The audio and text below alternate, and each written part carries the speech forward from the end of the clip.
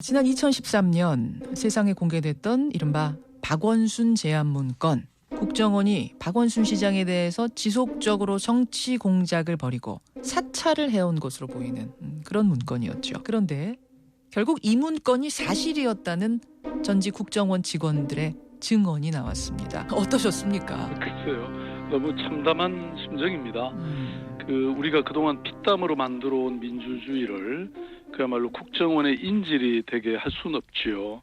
그야말로 7, 80년대 독재 정권 시절에 불의의 시대로 완전히 돌아선 것이고 명백한 민주주의 파괴고 헌정질서 파괴다. 저는 그렇게 보고 있고요. 예. 만약에 이번 기회에 우리 사회가 확실하게 이 문제를 진상규명을 하지 못하고 넘어가면 예. 아마도 내년 대선에서도 또 저 아닌 다른 정치인에 대해서도 꼭 같은 일이 벌어질 것이다. 이렇게 저는 봅니다. 다 수사도 되고 재판도 되고 이랬는데 설마 그런 일이 또 벌어지겠습니까? 그런데 뭐 지금 이런 일이 되풀이되고 있지 않습니까? 자, 이야기를 조금 거슬러 올라가 보죠. 정리를 해보죠.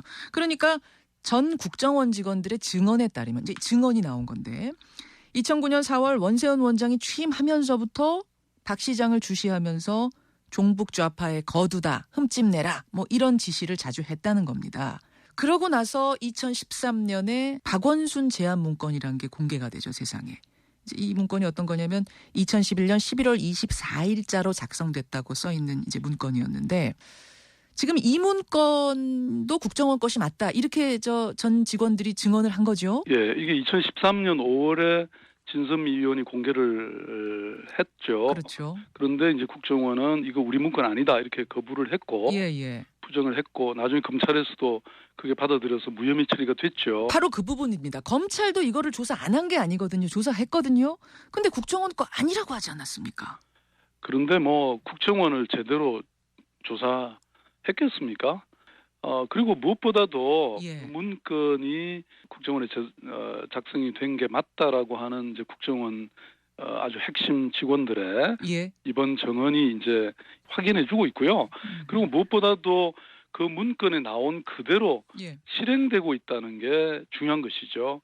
우상호 원내대표도 그런 주장을 하셨어요. 이거를 국회 차원에서 진상규명해야 된다. 근데 이 방법은 이제 여러 가지가 있습니다. 어떤 게 가장 적합하다고 보십니까?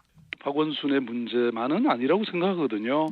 아직 밝혀지지 않은 음지에서 예. 정말 얼마나 많은 민주주의 파괴 행위, 국민 감시 행위들이 펼쳐지고 있겠습니까? 명색이 서울시장인 저한테까지 이렇게 했으니까요. 그래서 저는 이번에 정말 진상조사단이 꾸려지고 예. 청문회가 실시돼야 된다. 그래서 국정원, 국회, 사법부 이런 쪽 고위 권력 기관들을 수사하는 독립적으로 수사하는 예. 그런 기관들이 만들어져야 된다. 뭐 고양이에게 생선을 맡길 수는 없죠. 청문회를 실시해서 진상규명을 해야 대선 전에 이루어져야 한다. 지금 이런 말씀. 그 후로도 뭔가를 느끼세요? 그럼요. 국정원 문건에 보면 예. 박원순 죽이기에 이런 여러 가지 전략들이 있고, 예, 그게 저는 지금도 적용되고 있다 이렇게 적용되고 생각하고 있다. 있습니다.